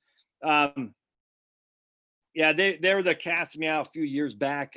Research Affiliates, Rob Arnott, Research Affiliates did a lot of stuff on equal weighted index funds. I think DFA, Dimensional Fund Advisors, uses equal weighted index funds, Rob. The drawback, frankly, is that when you're equal weighted, you're more value oriented, and you're and value oriented and smaller oriented is good when value and small are good. And in the aughts that was better, and this last 10 years is not. And so what happens is there is something called trend and momentum investing, and trend and momentum investing is what's you ride your winners and you cut your losers, essentially. And so the S&P 500 is literally an actively managed portfolio. It's a trend portfolio. That's just all there is to it. I mean, the S&P 500, they get together, the team there, once a quarter to get rid of some and add some to it, for sure. And on top of that, the bigger the more, like Amazon, the more momentum Amazon gets, the bigger it is as relative to the overall constituency of the S&P 500. So it is a market cap weighted, which means the more Amazon grows, the more it represents the S&P 500, and thus the more the S&P 500 is beneficial to you. On the converse of that, because Amazon, Apple, the big five are such big constituents, when they take it on the chin, the S&P 500 will fall a whole lot more than VTV, for instance. So because of that, the S&P 500 is a momentum and trend portfolio without question. And if you believe in trend and momentum, which I literally do, the S&P 500 as a market cap was the way to go. They equal weighted, though, literally every stock in there is 1/500th of the portfolio. And I can't remember what the smallest ones are anymore. I just don't recall. We'll say Joe Smoke Shop from Portland, Maine is in there. And I remember when I was growing up, man, my dad would tell me to go up to Joe's Smoke Shop to get him some smokes and stuff. It was woo-wee, where the crusty of the clowns were in Portland, Maine, man. I tell you, the early morning drunks would be there, getting their pornography, getting their alcohol. It was not a place for polite society, for sure. Did I used to go up there and get his cigarettes? I can't remember. This is in Portland, man. Yeah. But anyway, so what would happen? I always say Joe's Smoke Shop because it's just, I'm sure it's not there anymore. But so Joe's Smoke Shop would be the same size in the equal weighted as would Amazon, and that could be good, it could be bad. But my preference, frankly, is I just like the market cap weighted. I do. I think if you want more exposure to small, then just buy a small cap index as well.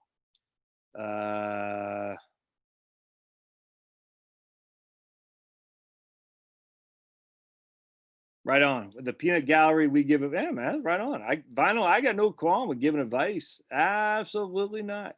Actually, I mean, I've had people, hell, you've been a very you've given good advice on this show. Hell, I mean, I don't agree with everything. You don't agree with everything I say. Well, welcome to the free world, baby. It's all right. There's another guy on here, my man, Tom Major. What is he saying the other day? I didn't agree with him. I forgot what it was. It was all good. We were disagreeing. I'm not to say disagreeing. Just I forgot what it was. But that's what makes this kind of stuff fun, man. Other people, I think the comments are actually what's interesting. I was watching a live stream on John Lennox, and John Lennox is a big Christian mathematician, and he was on Unbelievable Chat. Or was this? Yeah. And it was interesting because for some reason, anytime a Christian gets online, the atheists come out of the woodwork and want to poke the bear. But it's just fun to see that little dialogue. And then I was watching the live chat with the Mises Institute. We had Thomas DiLorenzo, who I've been a big fan of, and some of the interactions amongst the peanut galleries is engaging, for sure. And oh man, H&R, wow, see, look at that, H&R Block is the 500 stock in the S&P 500. H&R Block, damn, I'm surprised by that. I'm surprised that they're the 500th. I would have thought they'd be more prominent there. That's crazy. So there you go. H&R Block is the 500th, the smallest in terms of market cap as the on the S&P 500. And now that could simply because they've had a big share price decline. So remember, market cap is number of price shares outstanding times price per share. So if H&R Block was 100 before, now it's at 20, it's lost 80% of its market cap. Interesting.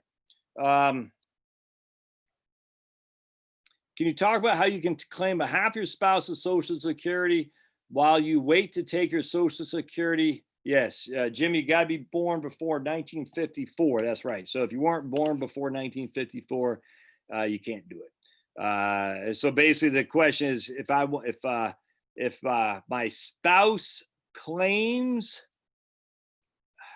and I take my spousal benefit without having to file mine, I can allow mine to grow. Those days are gone. If you're, they're called restricted application now, and I frankly, because it's becoming fewer and fewer and fewer people that are going to qualify for this, I don't even pay that much mind to it anymore. But you have to be before January 2nd, 1954, and able to qualify. So essentially, anyone who's older than 2020, 1953, 67 won't qualify. So, and this, or anyone's younger than 67 won't qualify. So those days are becoming, JB,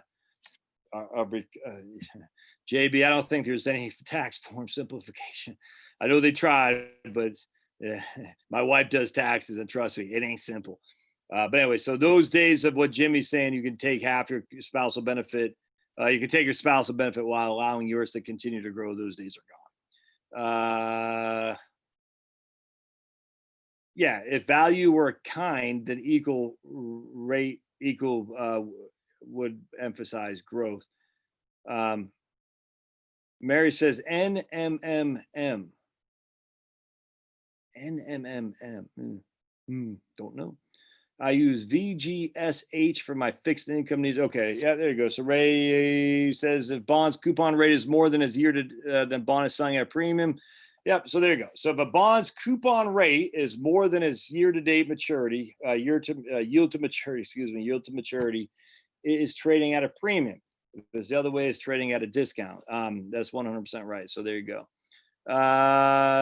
Let's see. So it looks like a lot of people are saying that the bond fund has a purchase fee and redemption fee of 50 basis points to avoid frequent trading of the fund. All right, there you go. That makes sense.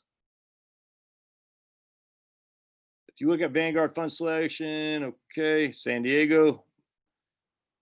Pete says, hello from San Diego, by the way. All right, right on, Pete.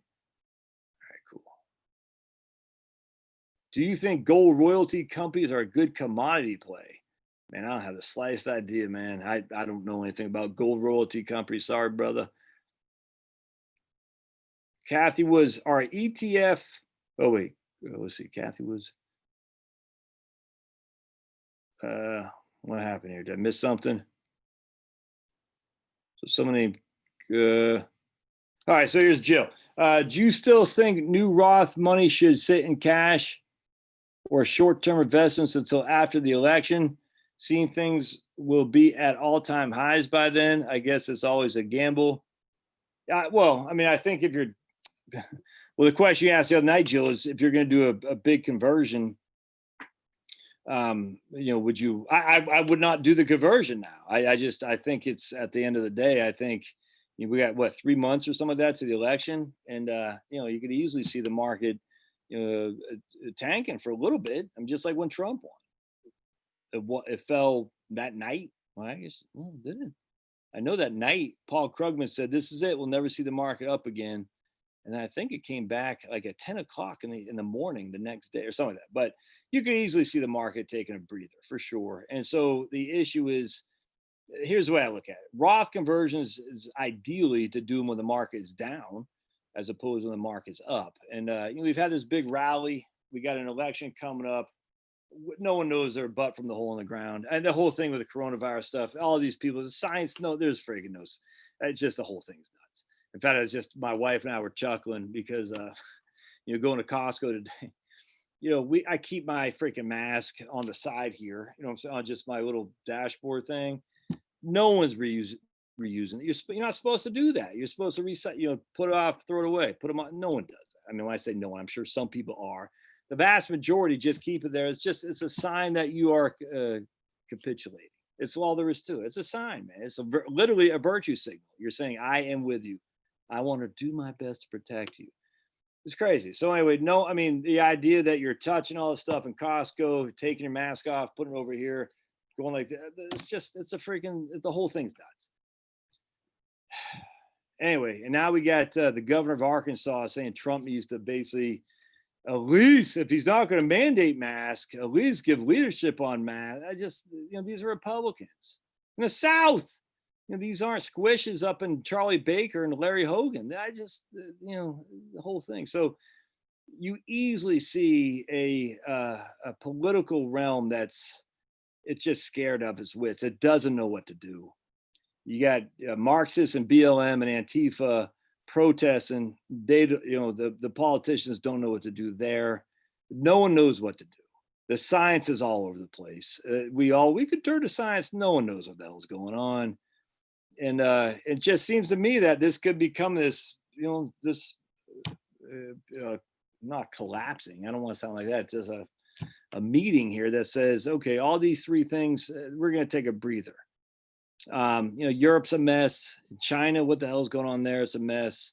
By the way, I hope I'll read this to you. I'll do an article on it next week, but there is a huge baby bust across the world. Huge. And I think a lot of people, A, think it's a good thing, and B, they don't understand this is happening. A huge baby bust. They're saying by the end of the century, China will have 791 million people. That's it. India will be by far and away the largest country. Nigeria, number 2. China will only have 791 million people by the end of the century. Couldn't happen to a better group. Japan, Spain, they're freaking done, man. They are done. Look, if you're Japanese or Spanish, I love you to death, but your country's done. It's sad. Europe is freaking falling apart. You know what I'm saying? It used to be Poland was a Catholic holdover. That's falling apart. The whole thing's falling apart. There's a baby bust happening across the world. Sub-Saharan Africa, a baby bust. The Muslim countries, baby bust. The only place, Nigeria is it, and India. That's it. And China, the Asian countries, I think they're saying wasn't Thailand. Maybe it was Thailand. But it's a country that kind of surprised me. It's Singapore. I can't remember.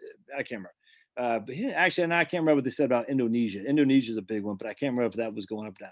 It was going down. But anyway, the point was we're going to level off. I think they were saying about 9.1 billion by 2100, and then something like that. And then it's going to drop. I forgot, maybe I can't remember, but it's like 9.1 is what we're going to level off at, and then it's going to drop significantly from then on. And it's interesting because everyone, Bill Gates could not be happier.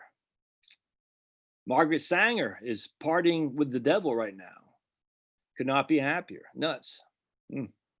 Anyway, so I think a lot of people discount the baby bust that's coming and what it's going to do for all growth societies. It's hard to get growth if you don't have young folks coming in. And not even it's just a baby bust, it's that the older people, and this is where my whole argument about deflation, or at least not very high inflation. Japan has tried all they could to inflate the currency. They've tried to. The reason they can't do it is because the people there are getting older. Older people don't spend like younger people do. Why do you think the demographic for marketing is 18 to 45? Because once you hit my age, you're set in your way with Goya, Frijoles Negros. We are set in our ways. We're not going to buy, non-Goya Frijoles Negros. We're going to buy Goya, and that's what we're going to do. We're going to buy what we buy. You see what I'm saying? Because we're immune essentially from propaganda and advertising. And once you hit a certain age, you just don't spend that. And that's why there's deflation in Japan. They don't spend. Their economy, their country is too old, and it's getting worse. And you have an older country, you have less spending. Less spending is less growth. The GDP is based on the growth of the consumer spending. It's all there is to it. So I think a lot of people, did I say short shift? No, short shift, man. I'm working a short shift. Oh, man. All right, here's Deborah. Tax question. I like tax questions. Do you calculate Social Security plus ordinary income minus standard deduction equals tax amount and add long-term capital gains. Niet, as we say under Putin's heel. Niet, Deborah. All right, you take your Social Security divided by half, add everything else you got, everything else other than Roth income. Roth income does not go in there, but everything else, ordinary income from anything, RMDs, your capital gains, dividends, all that other stuff goes in there to get your provisional income, right? And your provisional income will determine how much of that Social Security will be subject to taxation. And if that amount subject to taxation that you'll put to add back to your ordinary income and your capital gains, qualified dividends, subtract your standard deduction. I cannot stress this. It's a two-part process. Incredibly important to understand. It took me time. I'm telling you, Deborah. It's every now and again I still get confused, because I got a big mush head up here. But I'd say to Pablo, how do I do this again? And Pablo goes, because he gets frustrated. I always ask him these questions. I wish he was down here. But anyway, so you always got to remember. You take your Social Security plus all your other income, divide your Social Security by half, add it all, and that will figure out what your provisional income is. Now, there's a rule on how to figure out provisional income. I'm just not going to get into it right here. Once you figure out that, you'll figure out how much of your Social Security is subject to taxation. You take that amount, you add it back to all this other stuff, use your standard deduction, and then you'll figure it out. Hope that makes sense. So Pete says, I've been heard you talk about having 4 to 5 years cash when retired. If that cash is needed for living expense in a down market, what would your plan be for replenishment over time, lump sum? Yeah, Pete, I mean, my plan for replenishment would just whatever the situation dictates. You'd like to take gains off the table and they're given to you. But let's just say you got $100,000 in Ginnie Mae in Wellington and 20,000 in Ginnie Mae. The Wellington drops to 65,000, and now you're using your Ginnie Mae. Now the Wellington's back up to 95,000. All right, and you're out of cash. All right, so you have no Ginnie Mae anymore. You're out of cash essentially, and your Wellington's back up to 95,000. I think at that stage, I would not replenish, because now you're replenishing it from 95, which is under the 100,000, which you started. I would say you would just live off the Wellington for the rest of your life, and until the Wellington gets well above your initial thought process of $100,000. That's what I would do. I'd wait for it to get above. Now, once it got to 110, I'm taking 10,000 off the table and I'm putting it over in the cash account. Absolutely, the Ginnie Mae.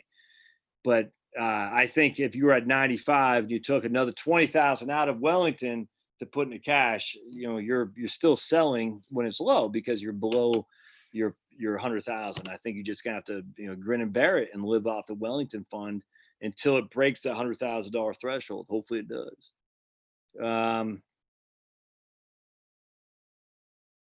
What does pay directly to the fund mean? Like, yeah, I don't know, man.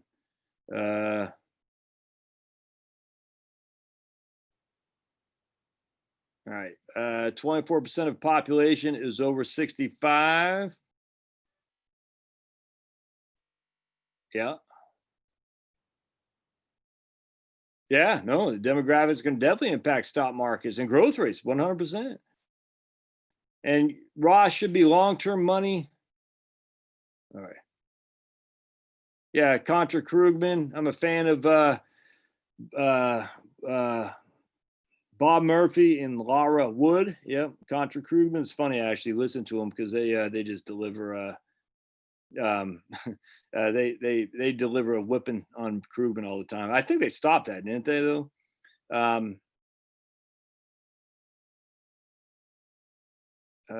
Go listen. Yeah, let's see. Technically, I'm not doing a Roth conversion. It's my 2019 well, if it's contribution.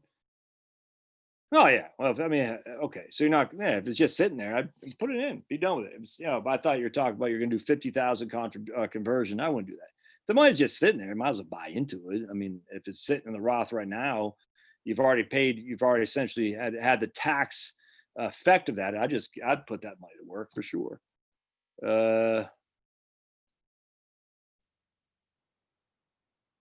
Yeah, well, it's not going to disappear immediately. I mean, you think about it, 18,000. If it goes down 30%, it's not likely. It could happen, but that's what $6,000 or something like that. So it'll be down to 12,600. I mean, that's I think that's well within the wheelhouse, given your situation, Jill.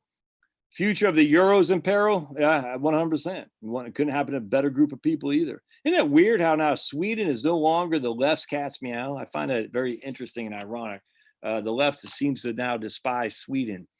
I'm telling you, you got to read my book, Give Us Back Our Bad Roads by John Waters. It's not cheap. It's $45, but man, I've learned so much stuff in this guy. Is crazy. I've just like Nassim Nicholas Taleb says, I'm adding like insane to my anti-library because there's so many. Like I just bought this book. I'll share it with you. I just love reading smart people, if that makes sense. Well-read people. What did I just buy? I'm not sure if I can find it here. 1 second. Your orders. Here we go. Oops. Hey. Oh, thanks. Hey, everybody, guess who it is? You all know who that is? Let's see if they know who that is. He's got his Rice University Owl shirt on. Mm-hmm. What's on your mind there, dog man? Me? Yeah. Well, Pablo's taking a bath? Yep. Let's see if anyone says anything. It's a little. I got the comments right there. It's a little bit behind. Oh, okay. Uh-oh. Mama said his towel is not there. So who is this guy right here who's bringing my hot tea? The one and only. The one and only Liam Scanlon. There's the mic. That's me. Anything you want to add to the live stream? Not really. Love it. See you later, alligator. All right, so I just bought this book, Invasion of the Corporate Locust by Darlene Miles. All right, so that's one. I didn't actually get that from, what's his name? But Liam, that's right. So someone new as you, man. I bought that. I cannot wait to read that. And then I bought this one right here. This is what I learned from John Waters. Let's see if any of y'all know this. I have never heard this guy. It is called, oh man, my eyes are getting bad, man. It is called, hold on just a second. What the hell? Oh. There we go. Right there. Anarchy and Christianity by this guy, Jacques Ellul. And I cannot wait to read that one. That is right up my alley. Anarchy and Christianity. I cannot wait to read that. Because apparently Jacques is a very big Christian, and he but he's also recognized that the church has been we've lost. The church has sold us down. The church itself, not Jesus, but has been bad. And here's another one he had written, Propaganda. Same guy, Jacques Ellul. I bought that. I can't wait to read these books. Anyway, so lots of good stuff there for sure. Anyway, all right, let's keep going. Yeah, not only are we set in our ways in terms of not being subject to propaganda for buying stuff, but we have our houses are full of goods. I could not agree more, man. Good boy loves his dad. Yep. I thought you had your retirement course on sale for $100. I do until today. Today's the last day. Yep. Did you have time to check out the Social Security taxation spreadsheet? I have not, Daniel. I have not, but I appreciate you. I emailed you earlier today, by the way, just to say, hey, thanks. I haven't got back to you yet, but I appreciate it. Do you like life insurance as a savings and planning tool for young singles aspiring to build a family in the future? Not really. No, I mean, I just buy term. If you're young and going to have a family, get a 30-year term life insurance and never let that sucker go away. I'm just telling you, and just save into a Roth. That's what you should do. Life insurance is not a savings tool. I don't care what these guys, like I know tons of people in the business. The whole thing is just nuts. Stop. Don't fall for it. It's not a savings tool. I mean, in theory, I mean, reality it is, you are saving some money, but no, just buy a friggin' 30-year term. Rioting in Seattle right now, America's headed for disaster. That's why you need your ammo, because when they come, the Bolsheviks don't just sit there and go after freaking the Tsar's house. They come for you in the Ukraine too, man. Commie virus will reduce that over 65 in China almost by deliberate. Doesn't take a rocket science to say, old people cost us a hell of a lot of money. Let's throw them in nursing homes. That could go a long way to resolving our Medicare crisis, or Medicaid crisis, I should say, in the state of New York. Think about it. Old people, Medicaid, because Medicaid is not just for poor people, it's for older people too. Long-term facilities on Medicaid in New York State are very, very expensive. Trust me. I think it's like they're one of the top line items in our state budget. So how do we reduce the cost? We mandate old people go to nursing homes and they die off like droves. Frees up lots of cash. You want to put it past these people who are okay with aborting a child after he's been born, who even entertain that idea? I mean, these are the same people who say the mom has the right after delivery, to abort her child. This is evil stuff. Look, if you don't like, you unsubscribe from right now. I don't care. If you think it's acceptable for a child who's been born that a mom should still have the right to abort that child, you should not be on my channel, because I don't want nothing to do with you. That's all there is to it. And if you think old people, well, you won't say this, but I could easily see along the same lines of some people. And look at what freaking Joe Biden's chief medical officer, Zeke Emanuel, said. Once you're over 75, you're not really offering anything. Life's kind of behind you. Well, do we really need you to be here? There's some evil stuff going on, my friends, on both sides of the equation. Older people, young born, some evil stuff. Like I said, Margaret Sanger sitting there with the devil right now, partying like it's 1999 as a fires consumer. Again, we don't know it's fires. We just think, like C.S. Lewis says, God says, thy will be done. Thy will be done. You don't love me? Okay, you don't have to. And you go on your merry way into the vast unknown of whatever that would be, which is without God's love. Exactly. Biden is 78 years old. By term of vested difference, could not agree. Exactly, Biden. Yeah. You use the Gary, use the promo code email on the checkout, and that will be good until this evening. But if you use a promo code email on the coupon code, on the checkout, you get for $100.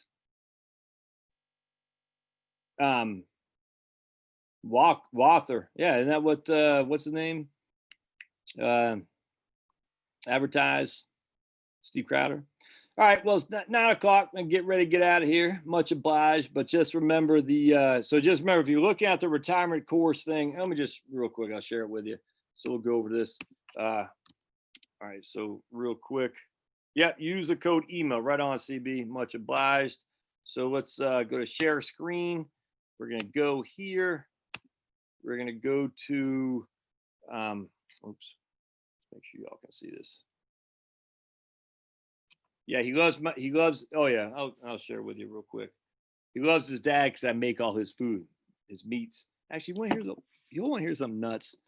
Calvin said today, my oldest son, Dad, how can we always have steak and hamburgers? I'm sick of steak and hamburgers. And I got my Grampy shoes on. I said, dude, if you knew what I had to eat growing up, you would kill for this stuff. And it's just very funny because the irony of it all is Grampy in California. When I was in California visiting him when I was young, I said, Gramp, you got an A1 on a steak? And he about flipped the lid. All right. So by the way, I want to point this out right here. This, my new, I don't know what this error I get. I haven't changed this for a long time. If you want the PDF version of my book, The Tax Bomb in Your Retirement Accounts, just enter your name, email. I don't even think you have to name to enter your state, and you will be in my email list, and you'll get the PDF right here. So this is what's called a pop-up. One of these days I'll redo it, but it's worked. I mean, I got 2,300 people on my email list. So anyway, we promise not to use your email for spam, and I don't spam you. I'll probably email you a couple times, 3 or 4 times, 3 times a month, if that, maybe 4 times a month. But you can always tell me bug off, no big deal. I don't care. But anyway, so you'll get this pop up. All right, so then you go to retirement planning course. And then you'll see this lady or this guy, he's fly fishing. You hit enroll now. And then you'll see that Grammy with the baby. And you go to, what do you do? Oh, you go to enroll now. And then you go up here and you put in coupon email. And if you put an email, it will remove $150, but that's going to be it for today. It'll only do it for till tonight. So just make sure you do it tonight, for sure. All right, so that's how you do it. And I got another course have been working on, but I will get out there on Roth conversions.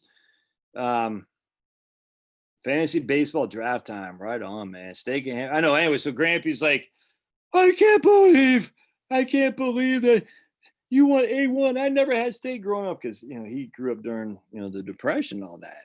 And I said, but Grampy, I need some A1. Are we going to get another stimulus check? Probably, Roy, simply because it's a election year and no politician wants to be on the outside of a stimulus check. So I imagine we would be, but all right. So, but don't spend it till it shows up. Don't spend it till it shows up. All right, folks. We'll see you guys next week at Bright-Eyed and Bushy-Tailed at 7 p.m. Eastern time, and we'll be doing a live stream. I think I got Wednesday at noon. We'll be doing another one, just an afternoon one Eastern time as well. So just keep looking out. All right, cool. See you guys.